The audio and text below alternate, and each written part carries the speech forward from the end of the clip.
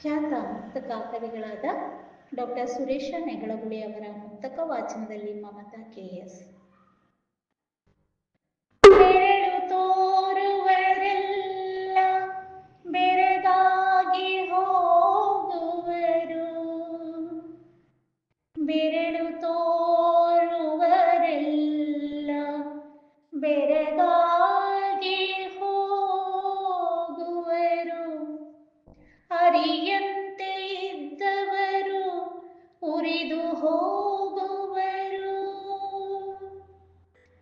ಅರಿಯಂತೆ ಇದ್ದವರು ಉರಿದು ಹೋಗುವರು.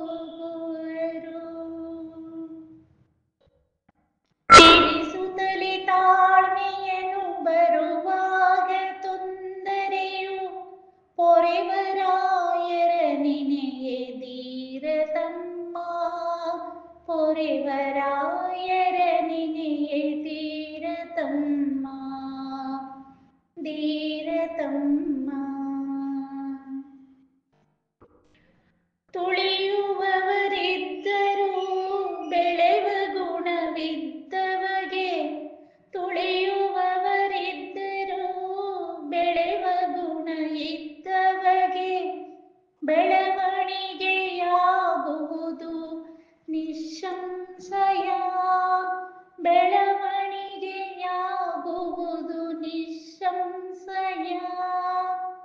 ಕಲಿಯುವನು ಅಂತವನು ಗಳಿಸದೆ ಸೋಲನ್ನು, ತುಳಿಯುವನು ಅಂತವನು ಗಳಿಸದೆ ಸೋಲನ್ನು, ಬೆಳೆವ ಬಿದಿರಿನ ಹಾಗೆ ಧೀರತಮ್ಮ, ಬೆಳೆವ ಬಿದಿರಿನ ಹಾಗೆ ಧೀರತಮ್ಮ, ಬೆಳೆವ ಬಿದಿರಿನ ಹಾಗೆ ಧೀರತಮ್ಮ.